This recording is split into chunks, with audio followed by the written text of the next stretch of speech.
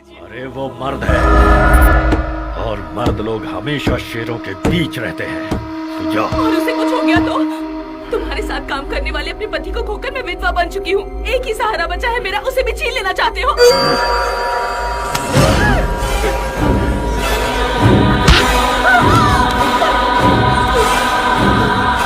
कहीं नहीं जाएगा। वो अपने बाप के कातिल से बदला लेगा।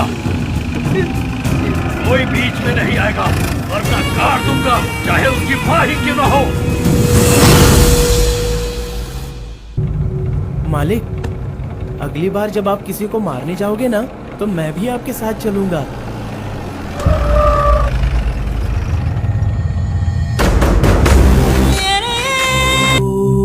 चल।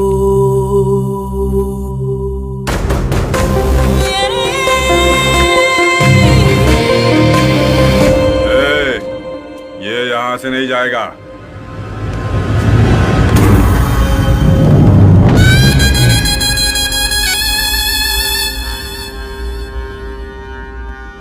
इसकी माँ हॉस्पिटल में एडमिट है।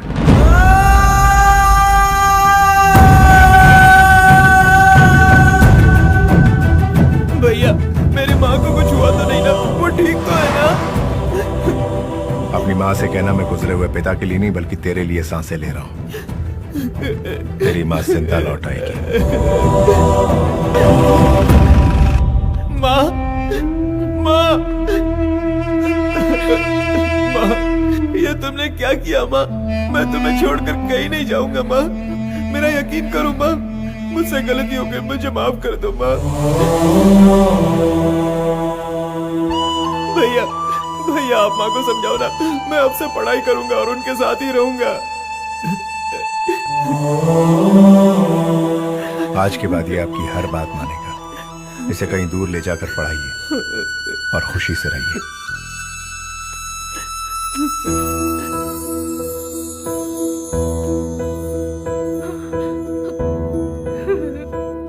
ये पैसे मैं आपको नहीं दे रहा, उस घर के मुखिया ने दिए हैं।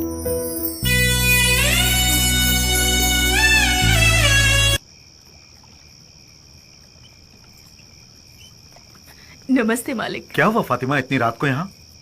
पत्थर से बनी हवेली में रहने वालों का दिल भी पत्थर का होता है, ऐसा मैंने सोचा था। आप जैसे रहमदिल इंसान भी रहते हैं, ये आज पता चला। आपके घर की वजह से मेरी पति की जान गई, इसलिए मैंने आप लोगों को श्राप दिया था। मुझे क्षमा कर दीजिए मालिक। आप मेरे लिए फरिश्ता है मालिक। आप लोग हमेशा खुश रहिए और आबाद रहिए। मेरे बच्चे को एक अच्छी जिंदगी देने के लिए आपने मेरी मदद की। मैं भी अपनी जिंदगी गिरवी रखकर इसे खूब पढ़ाऊंगी, एक अच्छा इंसान बनाऊंगी। मालिक, मेरे बच्चे की जान आपकी है। मैं जहाँ कहीं भी रहूं, आपकी सेहत के लिए और इस घर की खुशी और सुख शांति के लिए हमेशा अल्लाह से दुआ मांगती रहूंगी। अब चलती हूँ मालिक।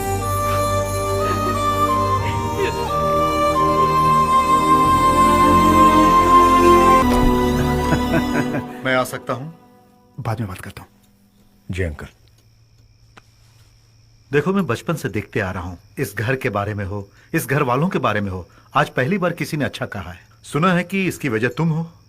पैसे तुमने देकर मदद की और नाम मेरा लिया। वो आपके अपने हैं सर, आप सब पर विश्वास करके जीते आ रहे हैं। मैं कौन हूं ये वो नहीं जानती। मैं उसे पैसे देता, वो सोचती कोई आया था, हम पर तरस खाकर पैसे दे गया। ये भी हो सकता था कि वो ना लेती।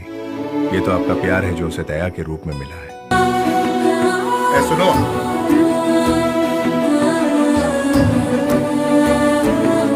जी बैठ जाओ। हमारे घर की बच्ची है, पढ़ने से मैंने मना किया था लेकिन नहीं मानी। आज वो पूरे जिले में फर्स्ट आई है।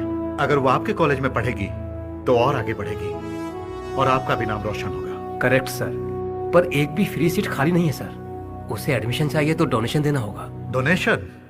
ऐसा नहीं है कि मैं नहीं दे सकता, लेकिन अगर दिया तो सिर्फ मैं ही पुण्य कमाऊंगा। तुम भी पुण्य कमा लो, उसे सीट दे दो। सर, अगर हम इसी तरह सीट फ्री बांटते रहे तो हमारा बिजनेस कैसे चलेगा सर? विद्या को बिजनेस बना रखा है। शराब की दुकान खोल लो, बहुत कमाओगे। इससे बच्ची कॉलेज में आएगी और उसे देखकर और भी बच्चियां आ सकती हैं। दोबारा ये बकवास इस केबिन में ना हो, समझ गए? ठीक है सर।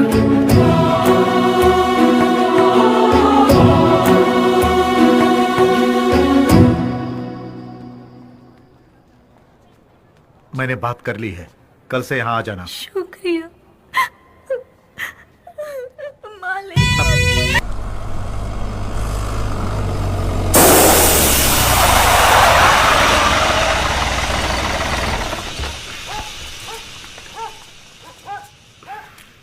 मुझे क्या देख रहा है? स्टेपनी निकाल।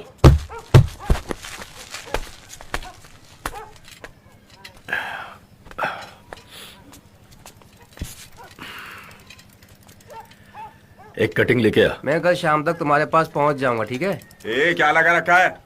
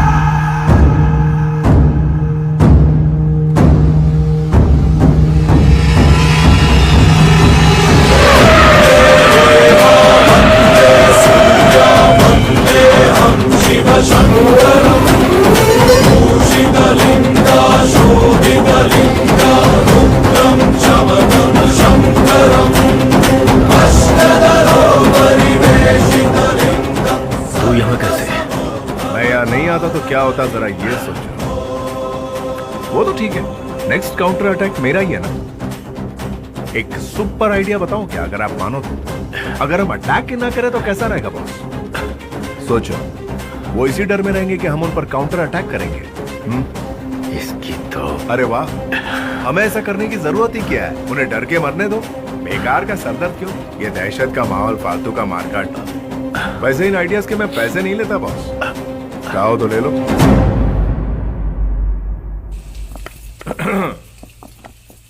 इसका घूमना कभी बंद नहीं होता क्या? ये घूमता ही रहता है, ये कभी रुकता ही नहीं। जब हम रुकते हैं तब ये रुकता है। गाय बैल भी दिन भर काम करके रात को आराम करते होंगे, बिल्कुल सही। लेकिन आप लोगों को किचन की चार दीवारी में बंद होकर घूमते ही देखता हूँ। ये बात मुझे अच्छी नहीं लगती। तुम्हें तो पता है इस घर के मर्द कैसे हैं। उनको खुश रखने के लिए तलना भुनना ही हमारा काम है। सुपर गुड, सुनने में बहुत अच्छा लगता है। आप लोगों की लाइफ में चार दीवारी में कैद होना ही लिखा है। सुबह उठते ही नाश्ता, नाश्ते में क्या बनाना इसके लिए डिस्कशन, तब तक लंच टाइम आ जाता है, उसके लिए भी एक डिस्कशन। खाना होने के बाद जब 4 बजता है तो भजिया तले या पकौड़ा तले, इसके लिए भी एक डिस्कशन। फिर उसके बाद एक बड़े से डिनर का टाइम आता है, डिनर के लिए डिस्कशन, मछली बनाए या मुर्गी। एग्जैक्टली। I know. हाँ, फिर सूरज उगने के बाद वही सर्कल, वही रूटीन, वही लाइफ। बाप रे, तुम सब 10 साल के बाद अपनी लाइफ का फ्लैशबैक जरा मुड़कर देखोगे तो मेरे हिसाब से आपको सिर्फ दिखेगा इडली, वड़े, पकौड़े, पूरियां, एटसेट्रा एटसेट्रा। सपने में भी शायद यही सब दिखता होगा। आखिर तुम कहना क्या चाहते हो?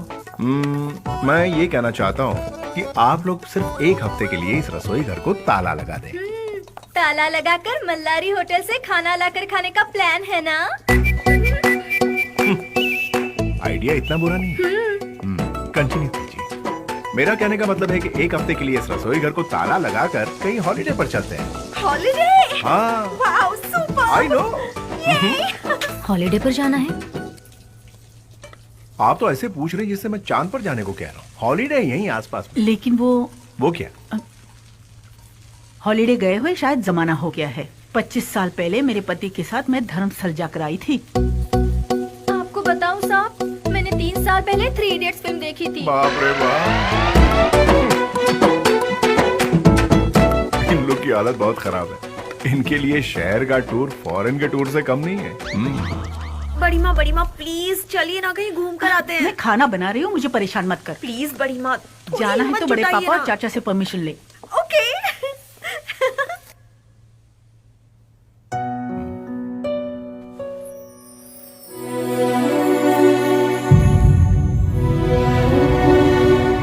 सत्ताईस साल से एक ही कुर्सी पर बैठकर जिंदगी के कितने अच्छे पलों को मिस किया।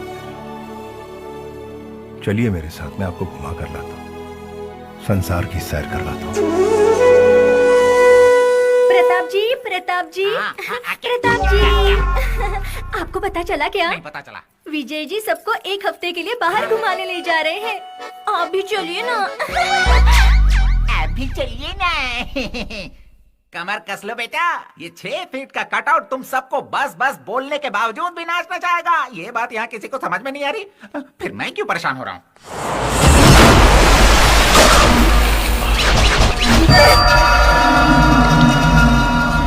चाचा जी, सब लोग घर में रह रह कर एकदम बोर हो गए हैं चाचा जी। सब लोग मिलकर पिकनिक पे चलेंगे। प्लीज चाचा जी, हाँ कह दो ना।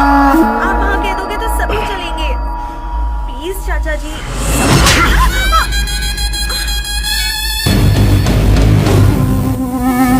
यहाँ से एक कदम भी अगर तुमने बाहर निकाला तो बहुत बुरा होगा। जाओ अंदर, सब लोग जाओ। मनीषा दीदी रुक जाइए। सुनो मनीषा, वीरा, आदिशेष और उसके परिवार वाले सुना है श्री शैलजा जा रहे हैं। ऐसे ही मौके की तलाश थी। उन्हीं की लगाई आग से मैं उनके हर एक परिवार वाले की चिता जलाऊंगा।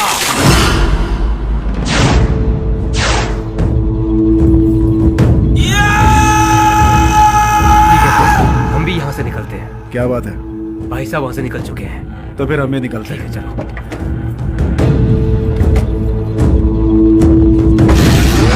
श्री शैला की ओर जाने वाले आदिशेष के परिवार में से एक भी बचना नहीं चाहिए। बचकर निकलने का सवाल ही पैदा नहीं होता है भाई। अगले 10 मिनट के अंदर अंदर उनके मौत की खबर आपको मिलेगी।